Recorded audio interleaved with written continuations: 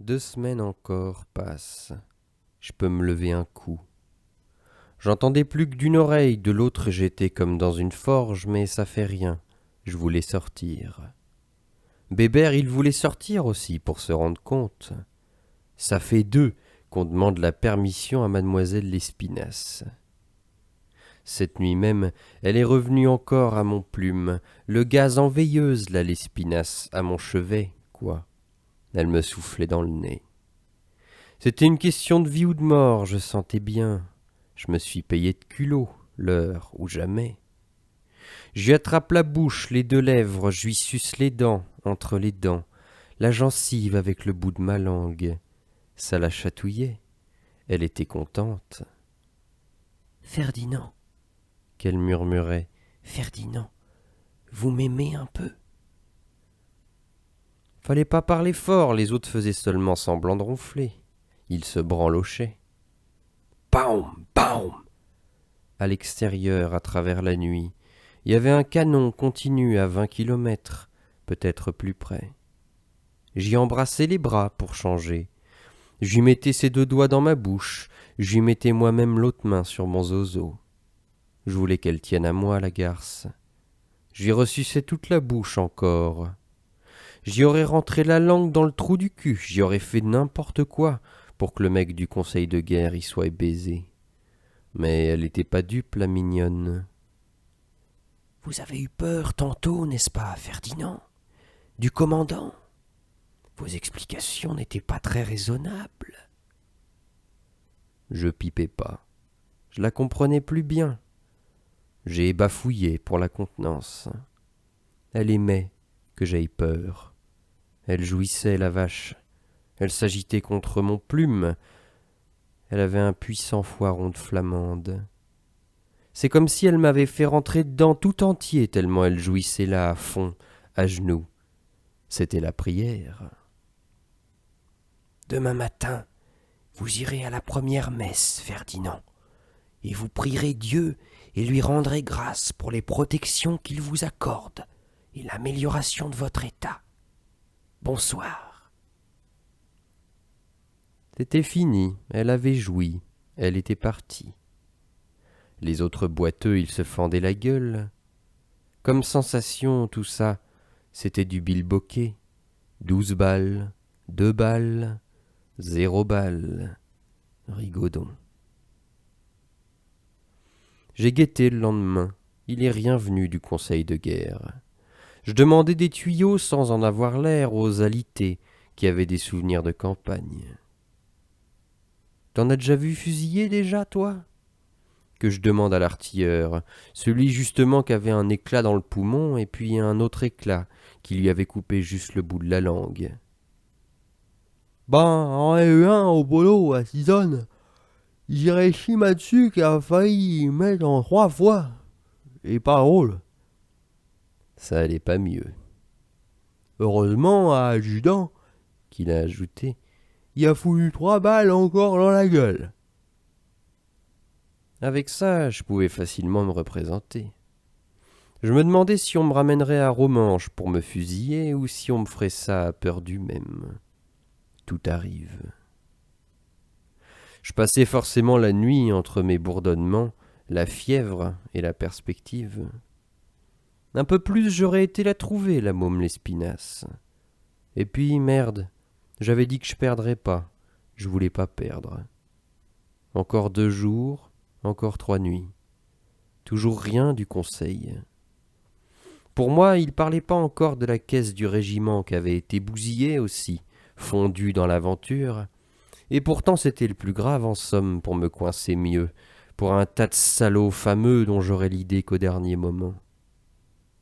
Même dans la fièvre du soir, je me débrouillerais quand même pour leur préparer des réponses bien connes. Toujours rien. Je le surveillais pourtant le lever le matin, le jour bien gris du nord dans les fenêtres bien propres, au-dessus des toits flamands, aigus, luisants de pluie. J'ai vu tout ça, j'ai vu la vie revenir. Avec le funeste et Méconi qui se demandait s'il allait me perdre avant de me trouver la balle, et l'aumônier qui venait 2 fois par jour me donner l'éternité, et les vaches bourdonnements qui me faisaient trembler toute la caisse. C'était une vie merveilleuse, une vie de torture, un tourment qui m'enlèverait le sommeil, ou presque. Jamais, c'était entendu, je ne connaîtrai plus la vie des autres, la vie de tous ces cons qui croient que c'est entendu comme ça, le sommeil et le silence, une fois pour toutes. J'ai vu encore ouvrir la porte à 6 heures à l'infirmière de service, 3, 4 fois, et puis, sans qu'on l'ait annoncé, un matin, il est arrivé du train un bicot qui avait eu la jambe bien écrabouillée par un obusier, juste au-dessus du genou. « Gaffe ta môme !» qu'a prévenu Bébert. « Tu vas te marrer. » De fait, du moment qu'il est entré dans la salle Saint-Gonzeph, le bicot, elle me regardait plus qu'à peine. Fallait voir comme elle en soufflait autour de son lit. On aurait dit qu'elle remplaçait un os par du gigot. Tout de suite, elle l'a sondé le bicot avec la sonde Maxima que je connaissais bien. Il gémissait derrière le paravent. Ils en jouent de la flûte avec nous. Le lendemain matin, déjà, le médecin l'opérait. Une amputation pépère à la cuisse. Du coup, elle le quittait plus. Je te sonde. J'étais comme qui dirait bien jaloux. Bébert, il se foutait de ma gueule. Je te sonde encore. Il était au plus mal, le bicot. On l'a entouré d'un paravent. Bébert, alors, il m'en a raconté davantage. Je voulais pas le croire et pourtant j'étais blindé. Je me dis, Bébert, il travaille. Ça m'a fait lever pour aller exprès me rendre compte. Mes conilles, y voyaient rien. Bébert et moi, c'est-à-dire. Les autres, ils étaient pas dans la note. L'arabe, il a pas traîné derrière son paravent. 2 jours après, il était si mal qu'il descendait au lazaret. Sûrement qu'il avait été branlé bien 10 fois dans la dernière journée, et bien sondé en plus, et pas pour rire, par la directrice derrière le paravent. À présent, en somme, il était mort. On pouvait le faire descendre. J'aurais pu faire du scandale avec ce que je savais, mais ça aurait pas mieux valu pour mon matricule. Puisque je me levais à présent et que je pouvais aller jusqu'au bout de la piaule, j'ai pris le culot. Je l'ai regardé bien dans les yeux, la môme Lespinasse. « Je pourrais pas sortir après déjeuner aujourd'hui en ville ?» que j'ai demandé. « Mais Ferdinand, vous n'y pensez pas. Vous tenez à peine debout. »« Ça fait rien, » que j'ai dit. « Bébert, il me soutiendra si je chavire. » C'était culotté de ma part. Surtout qu'en somme, avec l'histoire du conseil, j'aurais pas dû sortir du tout. On pouvait venir me cueillir d'une minute à l'autre. Les sorties dans cette ambulance, c'était assez exceptionnel. Des faveurs. Fallait pas se dégonfler. J'ai dit ce que j'ai dit. Je veux sortir bien 5 heures. Elle m'a bien toisé, la môme. Elle a laissé ses lèvres un instant en suspens au-dessus des dents. Je me dis, elle va mordre. Pas du tout.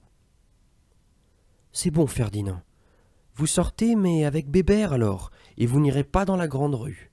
Vous devriez sûrement rencontrer le garde de la place, et je serais sûrement blâmé, et vous iriez en prison direct, je vous préviens.